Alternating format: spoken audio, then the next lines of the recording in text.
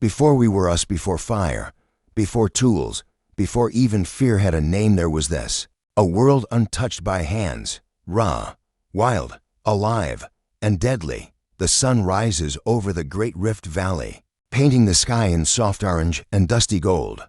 Mist clings to the trees like breath not yet exhaled.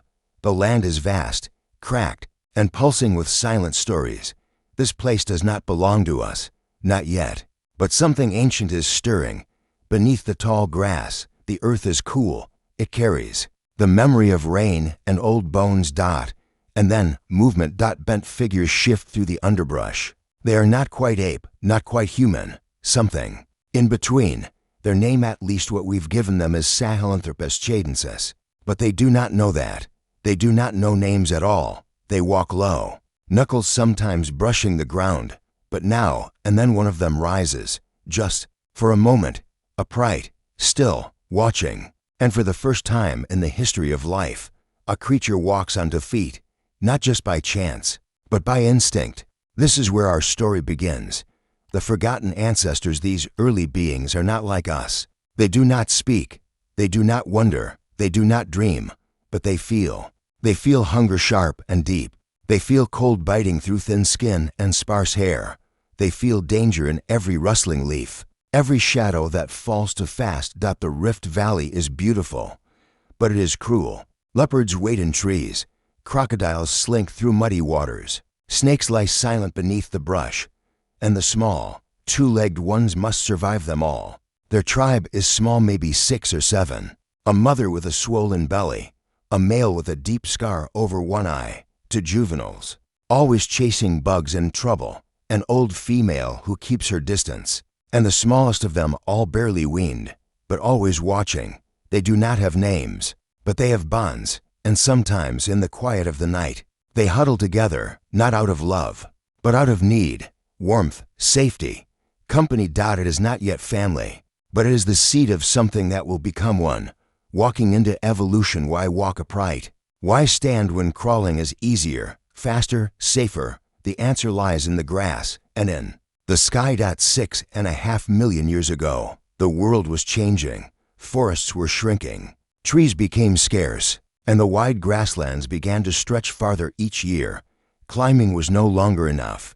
To survive, you had to move. To see above the grass, you had to rise. So they stood.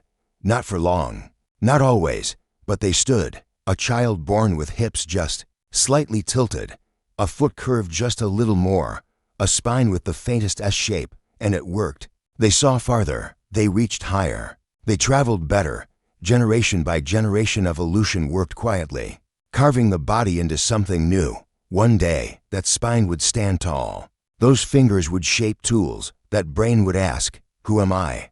But today, it simply wants to eat, to rest, to make it through one more day. A day in the life. The sun is high now, hot, merciless. The group travels, slowly, cautiously. They follow the scent of water. A muddy stream where turtles nest and frogs leap. But they are not alone. A large shadow moves in the reeds. The old female smells it first. She freezes. The others follow. Eyes widen. Breath stills. The crocodile lunges. But they are already gone, scrambling, shrieking, leaping through the brush. Survival is not strength. It is speed. It is fear. It is instinct. Later, they find a patch of figs, ripe, sweet. They eat quickly, no sharing. One juvenile hoards his, only to lose them when his brother tackles him playfully. But even in chaos, something ancient flickers. Not just instinct, not just survival. A glimmer of play, of learning, of connection. The roots of curiosity are growing. The first fire was not flame. They do not make fire. Not yet, but they feel it. The heat of the sun, the burn of a thorn, the sharp sting of a bee.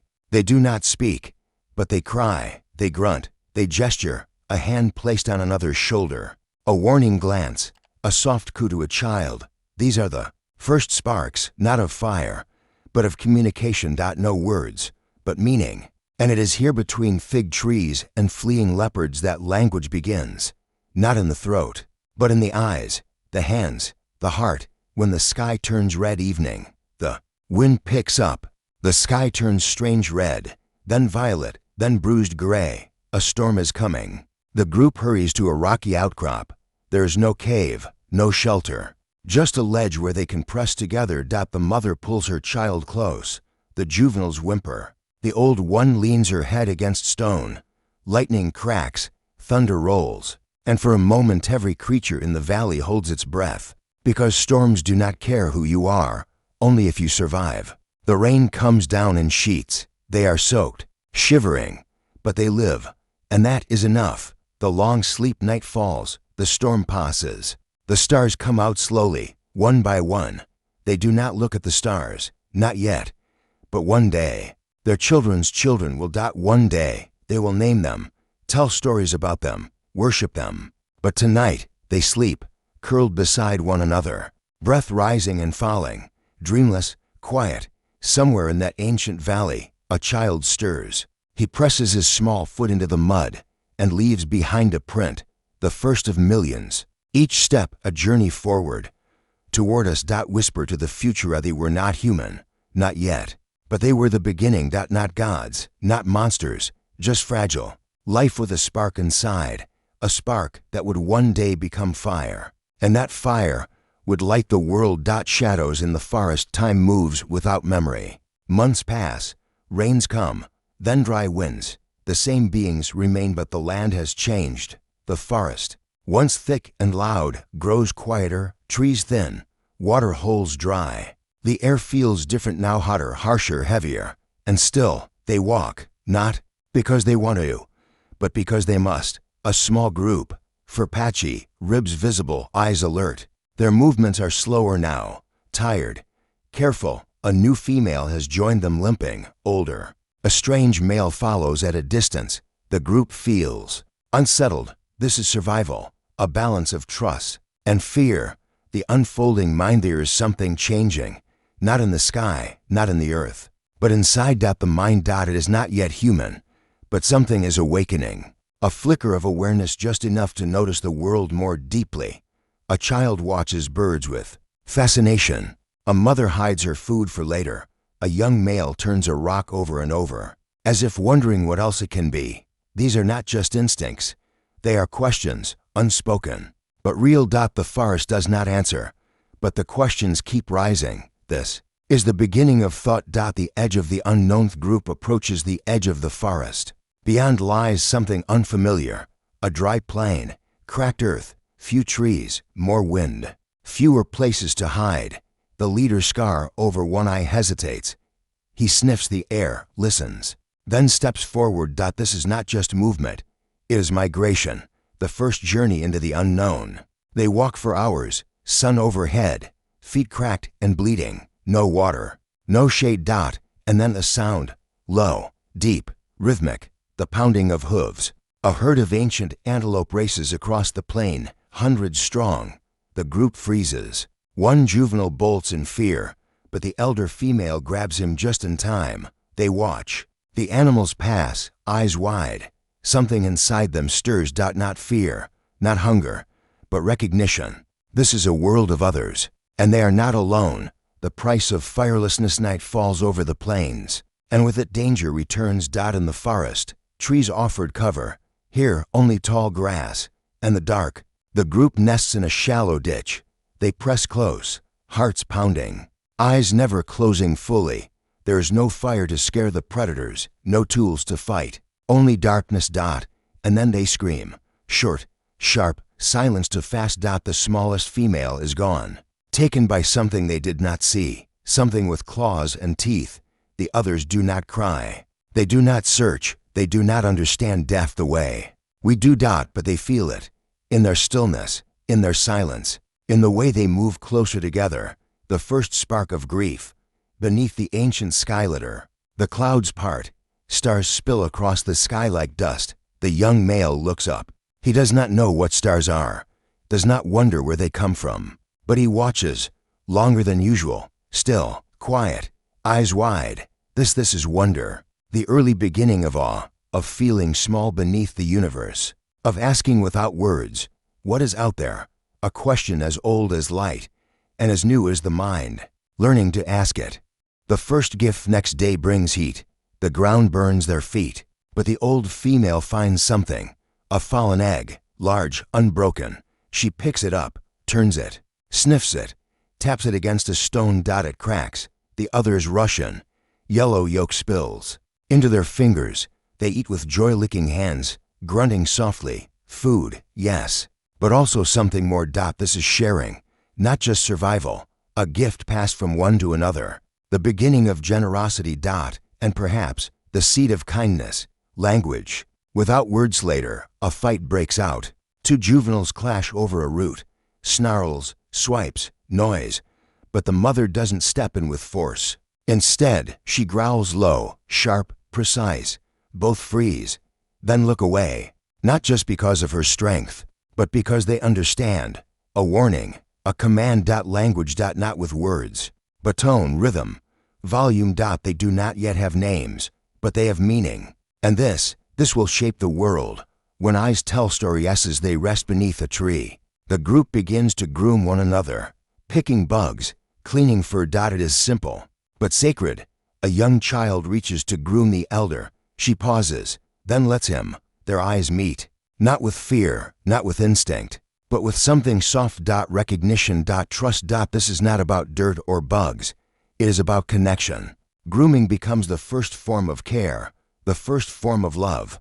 Before hugs, before language, there was touch, the sound of future things. These pass. The group moves again, slow, hungry. And then, a strange noise. Click, click, click, tap. One of the juveniles has found a hollow log. He hits it with a stone, again and again. It makes a sound. He grunts, smiles, hits it again.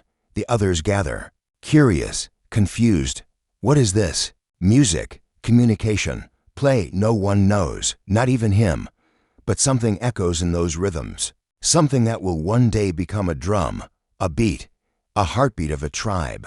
The very first sound of culture. Thirst and memory. Plains grow harsh. Their bodies weaken. They are thirsty. Water is not here. But the old one remembers. A place. A dip in the land, where the ground is soft and smells of clay. She leads them. The others follow not because they believe, but because they hope. Hours pass. And then, mud, soft earth, wet footprints. They dig. With hands. With sticks. With hope. And the ground offers its gift. Water. Dirty, warm, but life. They drink. Eyes closed. Breath deep. This is memory, past. Not in words, but in footsteps. A lesson taught by earth and age. The awakening in the quiet after the drink. The young male climbs a boulder, high above the grass. He stands, upright, tall. Wind in his fur, eyes open. From here he sees the world. The trees, the plains, the sky. Something shifts inside him. He does not know what he is. He does not know why he climbs, but he knows this moment is different. He lets out a sound, not a scream, not a grunt, but something new, a long, rising call, filled with feeling, echoing across the land. The others look up. And in that moment, they are not just surviving, they are becoming. The echo of tomorrow. The group moves on. New land, new dangers, new wonders, but something has changed. Inside, they are still not human, but they are not the same as before. Their steps feel different, more than instinct, less than thought. They are on a path that will take millions of years, through ash and ice, through flame and famine, through language, fire, art, cities, war, and love. But it all begins here, with a spark, a gaze, a sound. Before gods, before kings, before names, there was this, and it was everything.